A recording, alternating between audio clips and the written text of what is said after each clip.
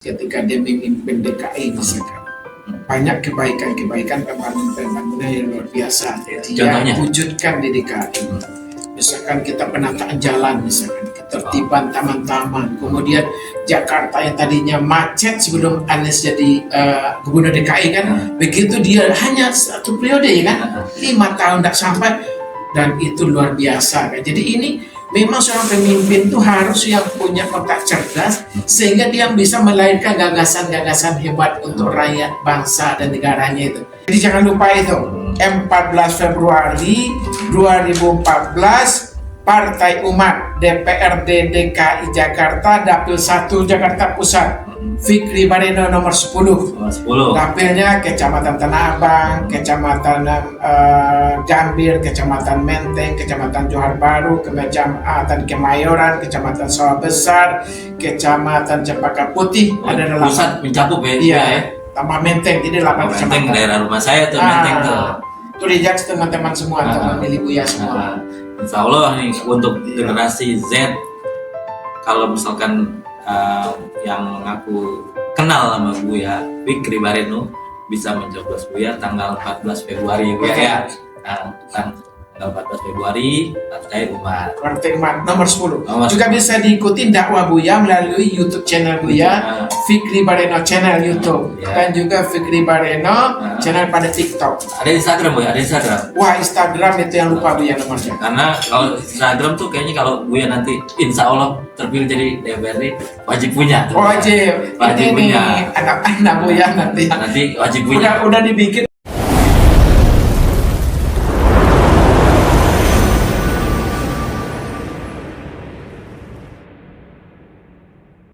Bismillah, Assalamualaikum warahmatullahi wabarakatuh.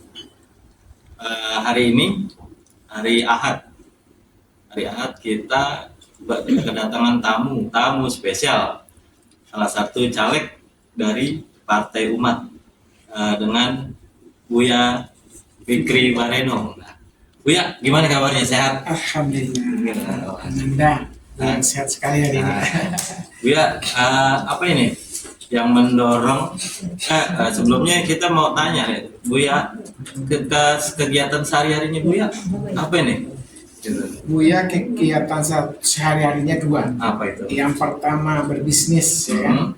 Berbisnis di bidang garmen, di bidang properti, di bidang trading. Yang kedua, Buya bidangnya adalah dakwah. Dakwah sudah 24 tahun menjadi pengurus Masjid Ulama Indonesia Pusat.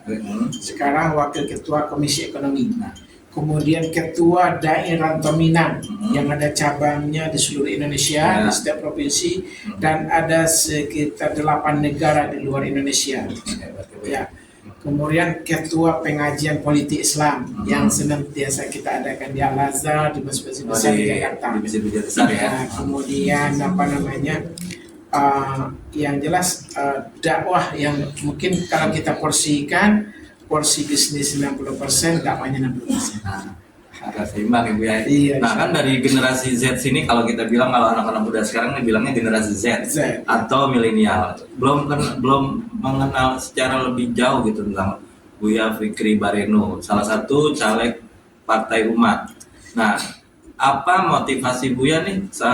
Kan udah kerjaannya udah banyak nih, sono kemari, sono dakwah, bisnis, dan ini motivasi aku Buya kok tiba-tiba menyalonkan jadi caleg gitu. Ada sesuatu, pasti ada tujuannya. Apa itu?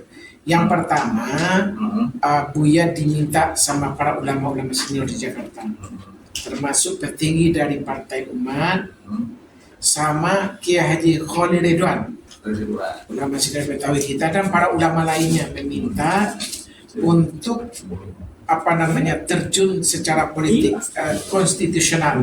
Selama ini kan kita berjuang di luar parlemen bersama teman-teman di 212. Kebetulan Buya juga mantan Wasekjen 212.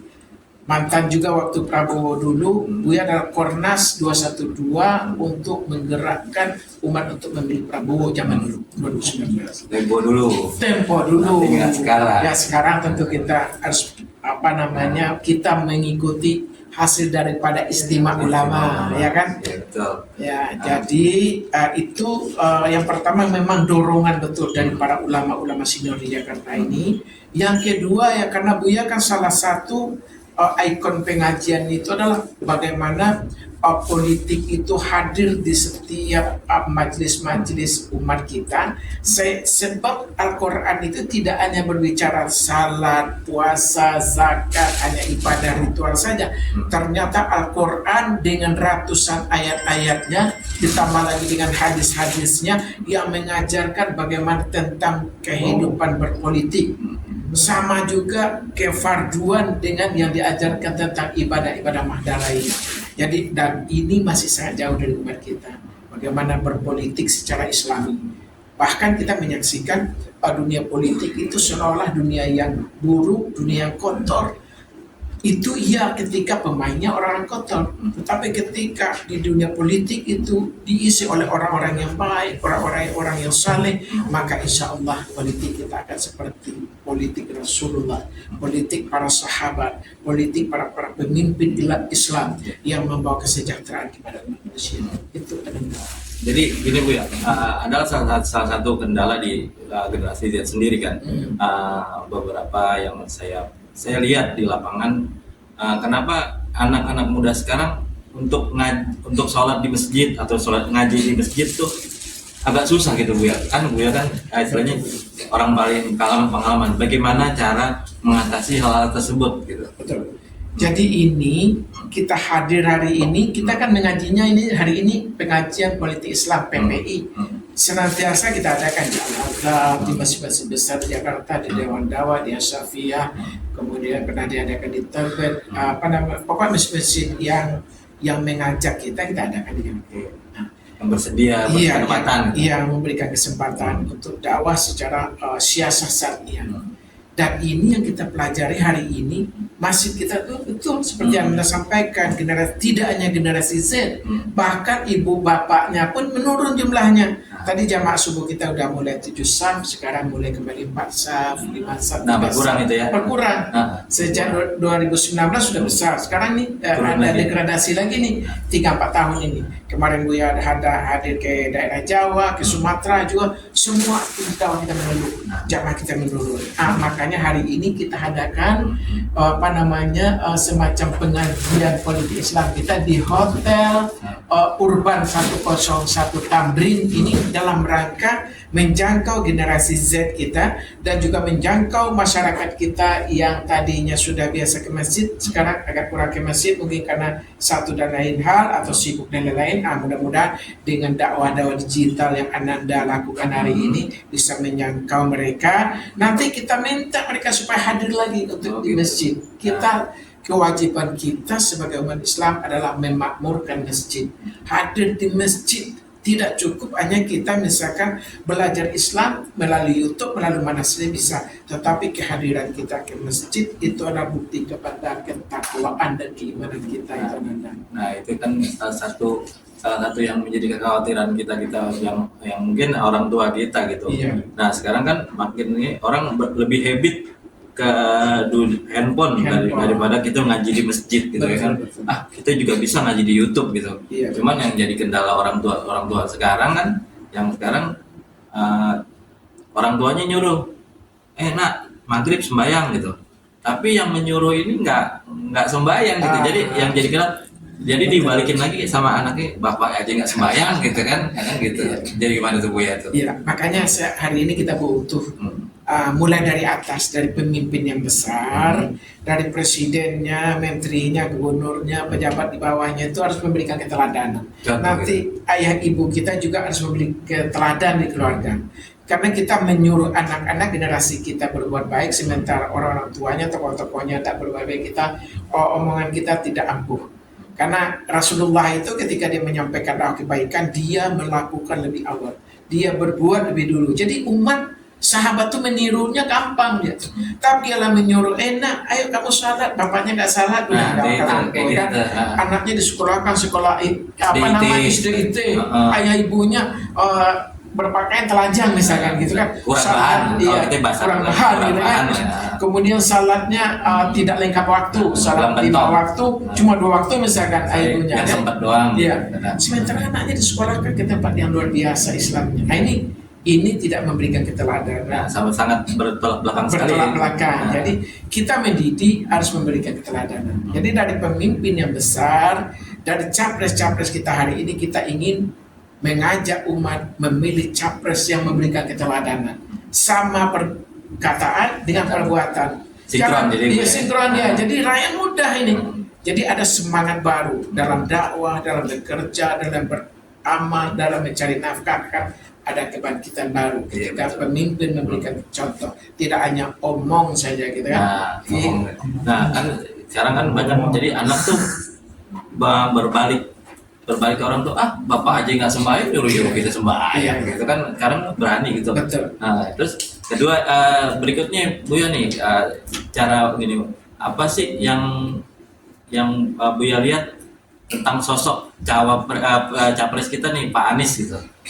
Menurut pandangan Buya itu Anies tuh kayak seperti apa sih gitu?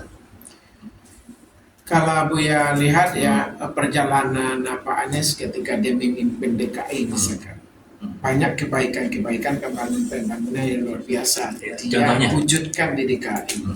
Misalkan kita penataan jalan, misalkan ketertiban taman-taman, kemudian Jakarta yang tadinya macet sebelum Anies jadi gubernur DKI kan, begitu dia hanya 1 periode ya kan, 5 tahun tidak sampai, dan itu luar biasa kan. Jadi ini memang seorang pemimpin itu harus yang punya otak cerdas sehingga dia bisa melahirkan gagasan-gagasan hebat untuk rakyat, bangsa dan negaranya itu. Jadi kita makanya kalau kita lihat di zaman Rasulullah juga, pemimpin itu adalah orang yang terhebat di tengah masyarakat itu, orang yang terpintar di tengah masyarakatnya. Jadi tidak boleh kita menganggap pemimpin orang yang terbodoh, orang yang biasa-biasa saja, orang yang hanya karena pencitraan dengan baliho misalkan, dengan spanduk, sementara dia tidak punya kualitas internal pribadinya hebat. Kalau itu kita akan mendapatkan nanti pemimpin yang boneka, yang berkuasa nanti tidak mereka, tapi orang lain yang mengendalikan dia. Nah, jadi kita butuh pemimpin yang cerdas, yang otaknya cemerlang, tapi berimannya itu memang, ketakwaan itu kita memang kita harapkan tinggi, sehingga dia tidak akan memakan yang bukan haknya, sehingga kesejahteraan itu mengelola bangsa itu dia akan dikembalikan kepada rakyat. Insya Allah negeri itu akan aman, sejahtera dan sentosa dan maju. Dan itulah sosoknya itu mungkin ada pada Pak Anies, capres kita nomor 1. Jadi berarti balik lagi kita melihat track record beliau ya, waktu di DKI sebagai Buya ya. Nah, di DKI sukses dengan segala macam programnya, yang contohnya yang Buya bilang ada taman, ada perapian jalan, terus kedua juga yang ada stadion yang luar biasa kan, yang dikerjakan sama anak bangsa kan, GIS istilahnya kan, Jakarta International Stadium. Ini kan luar biasa kan. Dan kita bangga sebagai warga jadinya kan.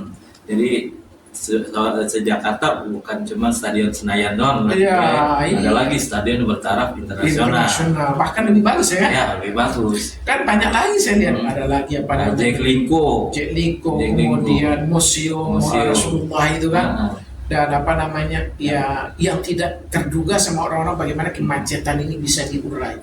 Orangnya tadi memprediksi di tahun 2015 ini terjadi deadlock di jalanan karena kebanyakan mobil. Tapi dengan kecerdasan pemimpin Anies 2019 sampai 2000 ini kemarin ini ternyata jalanan lumayan terurai ya kan. Berarti ada perubahan ya saat ini. Lumayan jauh gitu.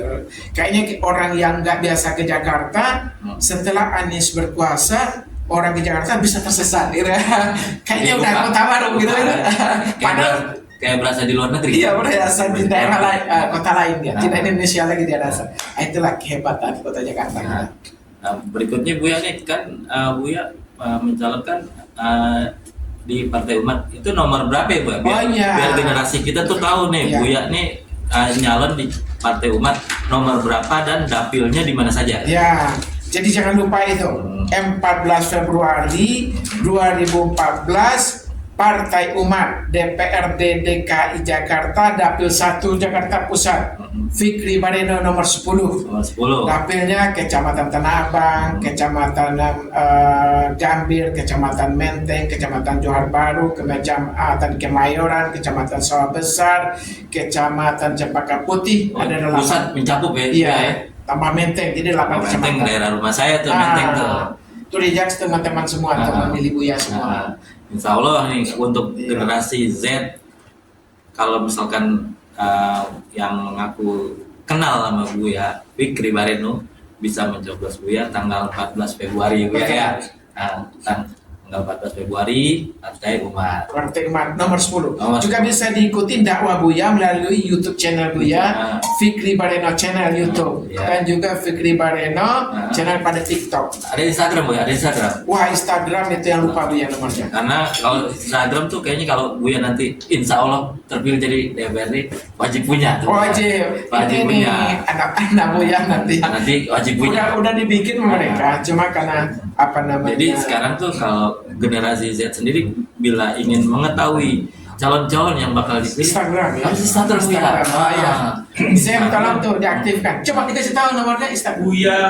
Buya_Fikri Bareno. Itu dia. Nah, Buya underscore Fikri Bareno. Fikri Bareno Instagram nanti bisa di searching. Nanti ada Buya setiap kegiatan ada di Instagram. Dari mulai mungkin dakwah yang di subuh, zuhur, asar, maghrib, sampai isya. Ya, Nanti tapi diposting. nanti mau lengkapnya dibuka di YouTube. Oh, berarti Karena YouTube yang lebih banyak videonya YouTube tuh udah lebih dari 200. Nah, kalau misalnya jangan lupa subscribe ya Bu ya. Ya, subscribe, jangan lupa like, komen. Dan komen. Nah, kita nih juga disiarkan oleh beberapa YouTube yang terkenal di Indonesia. Iya. Ada Salwe Media, Iya, betul. ada siapa ini? Egy Sujana Channel. Egy. Ada Mimbartu, ada Fikri Bareno Bareno Channel, dan pokoknya masih banyak lagi deh. Nah, nanti bisa di searching, dan inilah salah satu yang bisa dipilih oleh umat Islam. Buya Fikri Bareno. Buya, terima kasih atas waktunya. Sama-sama. Nanti Terima kasih. kita bisa kenal, dan kita yang penting kan sebenarnya kalau misalnya pemilu itu kita pilih yang kita kenal dan kita tahu track recordnya Iya, belakang, Buya. betul. Nah, Dan kalau Buya kan memang direkomendasikan para ulama. Betul. Ya, alhamdulillah. Kalau kita kan dari generasi Z. Z atau milenial, wajib tahu siapa yang akan kita pilih. Z, Jadi Z. di TPS kita nggak bingung. direkomendasikan sama media. Jadi kan nggak gitu, kalau udah kertasnya banyak, baru bingung kita mau pilih siapa gitu. Jadi udahlah ini aja deh. Siap, Gitu. siap. Gimana pemirsa, sampai di sini dulu, nanti kita lanjut lagi bincang-bincang. Assalamualaikum warahmatullahi wabarakatuh. Waalaikumsalam warahmatullahi wabarakatuh.